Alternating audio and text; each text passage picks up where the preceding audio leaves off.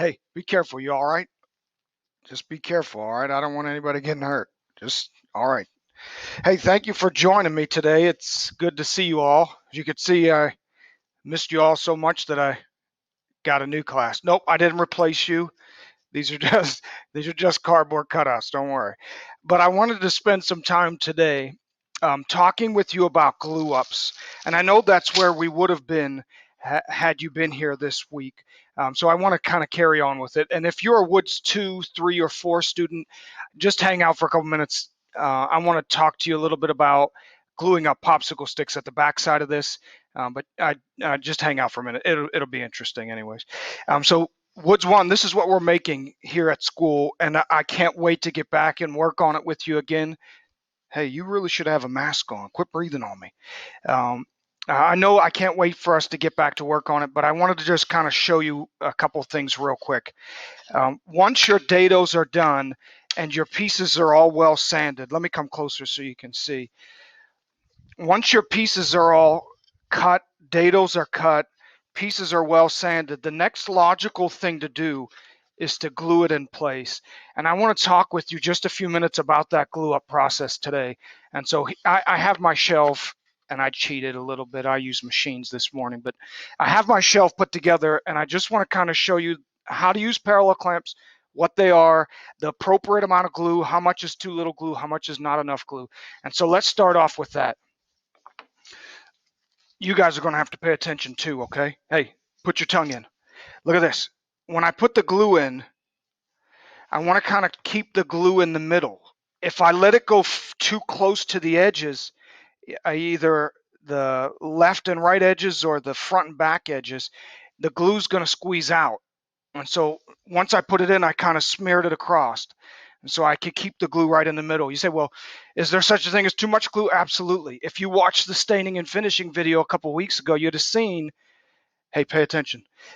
You would have seen that too much glue will squeeze out, get on the surface of the wood, and then it doesn't allow the stain to take hold. And so we want to try to keep the glue only in the spot where we're trying to glue two pieces together. And so this, it's for real now. So I need to decide, okay, that's the good side. That's the, oh, look at that. That's the good side.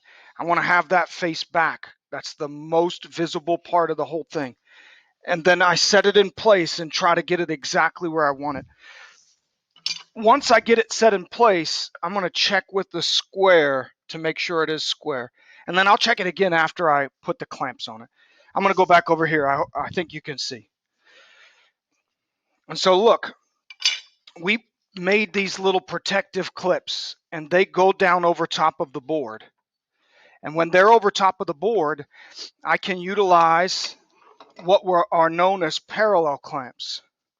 And parallel clamps are what you're looking at right here on the table. And a parallel clamp has two jaws, and it works exactly as the name suggests.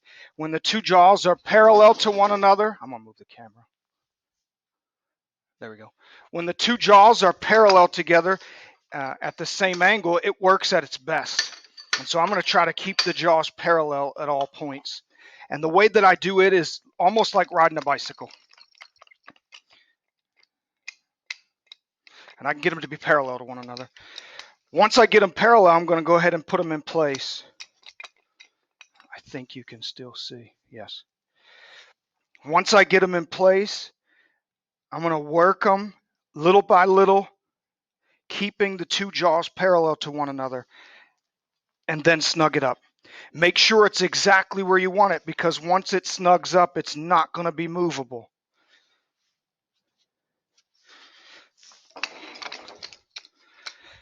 And then I'll get the other one. If I can't get them to be parallel, I go all the way down to 0 first. Go all the way down to nothing. And then, like we said a minute ago, like riding a bike, make your hands go around and around and around till you can get it all the way wide open to the width that you need it to be. And then you can put it in place. And again, kind of the best way to do it is hold it flat on the bottom, and then you can move the jaws little by little to keep it parallel. You might not be able to see, and it might be hard to believe, but it is perfectly square. And I could take it out and show you if you wanted, but I don't think I have enough hands for that. And Steve doesn't want to help, so it is perfectly square. Okay. When you come back, that's what we're going to be doing. We're going to be gluing these things together. Don't worry about them for now. We'll get to them. For now, though, obviously you would do this one the same way, the bottom piece the same way. What I have long thought might be a good idea for what we could do remotely is a popsicle stick project. And the remote students have been working on a popsicle stick box over the last 4 weeks, and it's coming out really well. And so for all students, I went ahead and ordered, thanks to Miss Loxo, we got 10,000 popsicle sticks. So we can do some really neat popsicle stick projects. And what I'll be putting out a little bit later after I complete this video is a message to all of you to tell you there is going to be a bag like this, glue and popsicle sticks, and it's going to be in the front lobby. Um, as you go in through the arches, right to the right of where the main office is, there's going to be a cardboard box there, and it's going to have a bunch of these little bags of goodies. That's what we'll call them, little bag of goodies.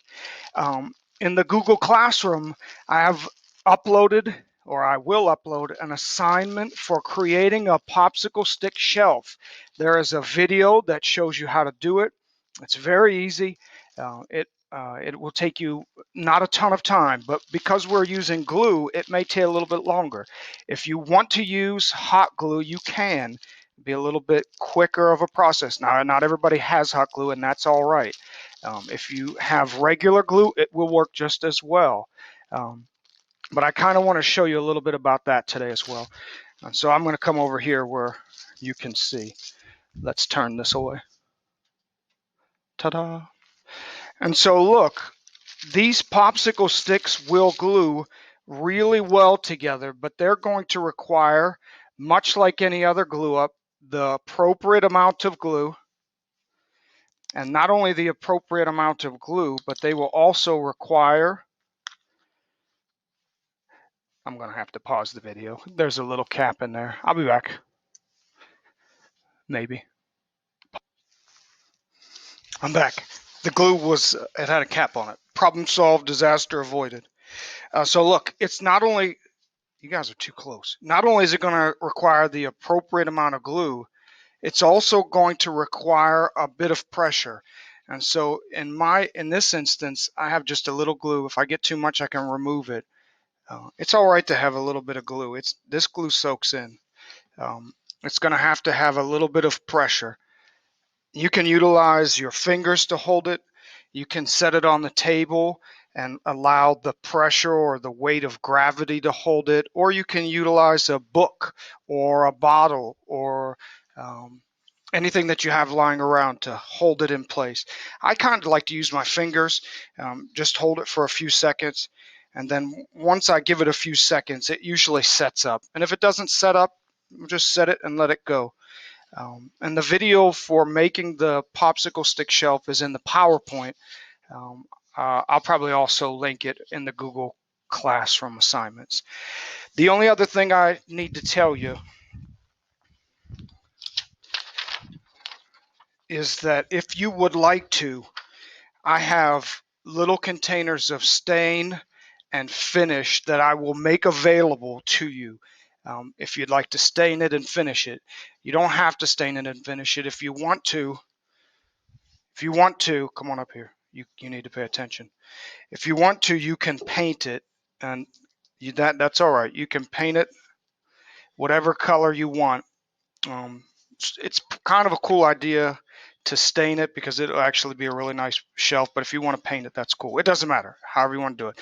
But if you let me know you need stain or finish, I'll be happy to get it for you. And I'll put a little bag of that. Once you tell me I want to use this color stain, I'll put a little bag of stain and a little bag of finish and brushes out front for you. If you have any questions, let me know, okay? I'm going to be under 10 minutes. Oh, also, in the assignment, there's going to be a PowerPoint.